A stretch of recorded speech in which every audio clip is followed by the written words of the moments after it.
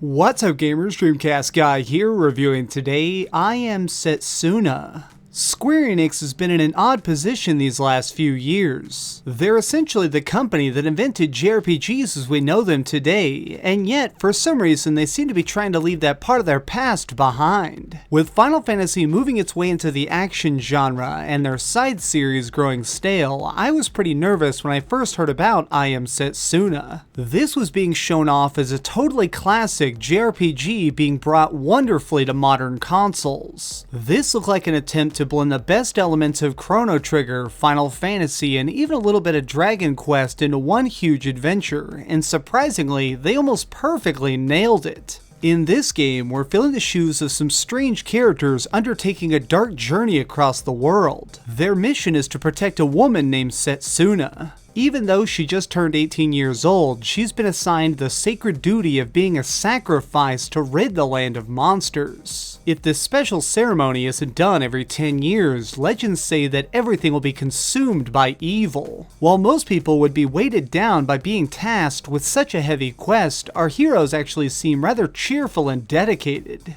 In the usual JRPG style, our party wanders across the globe, stopping into towns when needed and getting mixed up in their local problems. Whether it be finding a missing airship pilot, exploring a hidden village, or just helping people fight off a massive enemy robot, every place has some issue we have to deal with. This serves to unwrap the rather simple story I Am Setsuna has to tell. These cities aren't particularly groundbreaking or unique, but seeing how our characters react to each situation teaches us a bit more about them. Helping these people out is also what leads to us meeting new heroes for our team. Gathering up these extra warriors is important because they all have very different stats, and in combat, you'll need that diversity to fight smart. At any time, you can take up to 3 characters in a battle, and they each serve a primary role: magic user, physical basher, or healer. Where I Am Setsuna tries to stand out is that the further you get in the game, the more you can actually blur the lines between these classes. Each person can use special skills in combat called techs, which are basically spells. When you defeat monsters, they drop items that can be traded in at shops to unlock more of these tech sphere heroes, and some of these skills can really help turn the tide of battle. For example, I taught the deadly mercenary Ednir an ability that let him heal everyone standing close to him.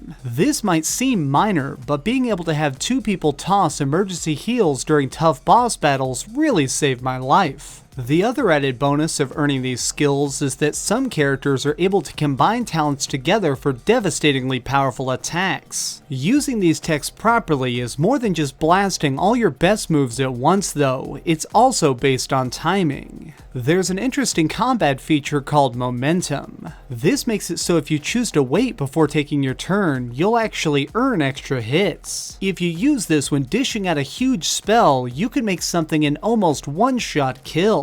Becoming powerful in this game is all about practicing your fighting skills, but it's also about your levels and weapons. Here we have definitely the strangest part of how I Am Setsuna functions as a whole. Winning random encounters gives you experience points, boosting your level, but all this does is increase your health and mana points. You don't really grow stronger just from basic battles. Where your strength and defense comes from is the weapon you have equipped. While I understand that they were trying to do something different, it can feel weird being stuck doing the same amount of damage for hours as you look for the next store to replace your gear. As a way to help you out between shops, it is possible to find materials that'll let you smelt and upgrade your favorite weapons. Towards the later part of the game, these items became more and more rare, which kind of frustrated me because I felt like I couldn't get any stronger before I faced the last boss. At its core, I Am Setsuna doesn't do anything super unique, but instead builds itself on echoing fantastic moments from games of the 90s. With a wonderful piano soundtrack that slightly reminded me of Xenogears, magic pulled straight from other titles, and even an opening credits sequence that frankly mirrors Final Fantasy VI exactly. This is a project that was made for the most hardcore retro RPG lovers, and it's a treat that's very enjoyable. level. Okay, so we've heard some good and some bad, but let's head over to the ratings board and put a big number on it.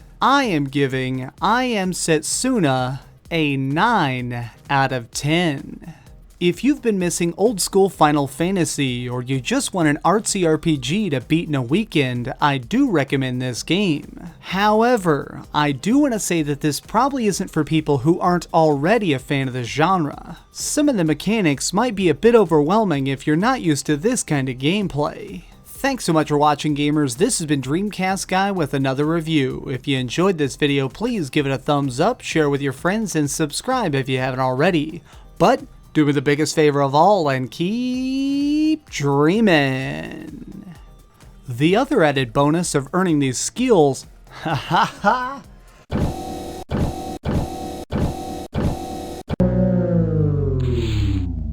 Thanks so much for watching. If you liked this video, maybe check out my last video. Please subscribe, and if you want, share this somewhere with your friends.